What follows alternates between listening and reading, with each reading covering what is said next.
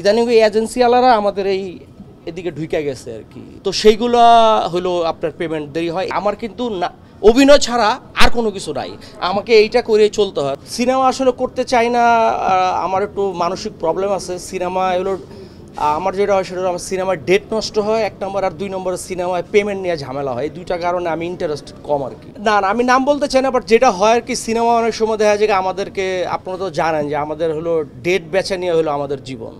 আমরা ডেট বেচা চলি আর কি, ডেট বেচা মানেই পয়সা আসবে। তো সিনেমা অনেক সময় হয় কি যে আমাদের একটা ডেট নেয়, যেমন কথার কথা বললো যে 1 তারিখ থেকে 5 তারিখ পর্যন্ত আপনি ডেট নিলাম। তো দেখা গেলো 4 তারিখে ফোন করে বললো কি ভাই আমাদের নায়িকার একটু সমস্যা হয়েছে, এই কারণে ডেটটা আপাতত ক্যান্সেল করতে হবে। এটা 1 নম্বর। 2 নম্বরে অনেক সময় দেখা যায় কি আমাদের মতো ক্যারেক্টার আর্টিস্ট যারা আর কি, এদেরকে অনেক সময় ফোনও করে না। দেখা গেছে আমরা নিজেরাই ফোন করি যে ভাই কালকে তো শুটিং, কোথায় কি কিছু তো বললে না। আপনি জানেন না শুটিং তো ক্যান্সেল হয়ে গেছে ভাই, নায়িকার সমস্যা তো। কিংবা অনেক সময় প্রডিউসারের কথা বলে, তখন হয় কি আমরা যেহেতু ক্যারেক্টার আর্টিস্ট, আমাদের তো ইনকাম কম, আমাদের তো হিসাব করা টাকা। তো দেখা কি ওই ডেটগুলো নষ্ট হইলে আমি তো ওইখান থেকে একটা টাকা থেকে আমি বঞ্চিত হইলাম। আর টেলিভিশনে যেটা হয়, নাটকে যেটা হয়, নাটকের ডেট চেঞ্জ খুব কম হয় আর খুবই কম। তো এই কারণে না আমি এই একটা কারণে সিনেমার দিকে আমার একটু কম আর কি। এখন আমি বলবো 95% নাটকের ইন্ডাস্ট্রিতে টাকা পয়সা নিয়ে এখন আর ঝামেলা হয় না। আর একটা জিনিস আছে, সেটা হলো যে আমাদের ইন্ডাস্ট্রিতে এজেন্সি নামের একটা ঝামেলা আছে আর কি।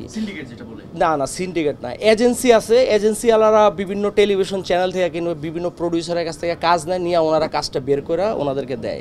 এই জাতীয় যেই প্ল্যাটফর্মগুলো আছে এজেন্সি রিলেটেড, ওনাদের কাজের পেমেন্ট দেরিতে পাওয়া যায়। আর এই জাতীয় যেসব কাজ হয় ওগুলো আমি করি না। আমি ডাইরেক্ট যদি বলে যে এটা অমুক এজেন্সির কাজ, আমি মাপ চাই, আমি বললাম ভাই আমাকে মাপ করবেন।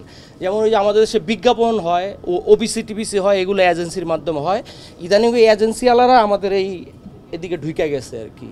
তো কিছু কাজ এজেন্সির মাধ্যমে হয়, তো সেইগুলো হলো আপনার পেমেন্ট দেরি হয়। এছাড়া আমাদের director related, producer related direct যে কাজগুলো হয়, আমি বলতে পারি যে এখন 95% পেমেন্ট নিয়ে কোনো ঝামেলা এখন হয় না।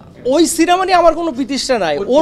ওর পরে তো আমি অনেকগুলো সিনেমা করছি, মানে ছোট ক্যারেক্টার করতে চাচ্ছেন। আসল পয়েন্টটা কি? আমার পয়েন্ট একটাই, আমি না দর্শকের বিষয় না, বিষয় হলো যে আমাদের এই ইন্ডাস্ট্রিতে যে ডিরেক্টর যারা আমাদেরকে কল দেয় যে ভাই আপনাকে আমার অমুক দিন লাগবে। এখন আমি হিসাব করেছি, কারণ আমি আর একটা কথা ক্লিয়ার করে, আমার কিন্তু না অভিনয় ছাড়া আর কোনো কিছু নাই, আমাকে এইটা করে চলতে হয়। তো মাসে 15 দিন 20 দিন কাজ করে আমি এটা দিয়ে চলতে হয়। এখন একটা ফিল্মের একজন প্রডিউসার যদি আমার 10 দিন টাইম নেয়। 250-টিরও বেশি ডিজাইন অপশন নিয়ে ওয়ালটন স্মার্ট ফ্রিজ, বোঝে আপনার প্রয়োজন।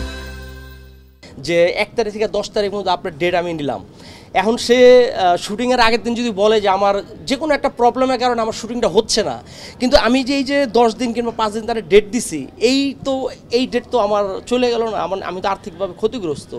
তো এইগুলো স্বীকার করেই অনেকে কাজ করে, বাট আমি এই একটা কারণেই আমি করি না। আরও একটা ব্যাপার, সেটা আগেও বলছি, সেটা হলো যে ফিল্মে টাকা পয়সা নিয়ে একটু হেরফের হয়, আমার সাথে হয়েছে, অন্য কারোর কথা জানি না।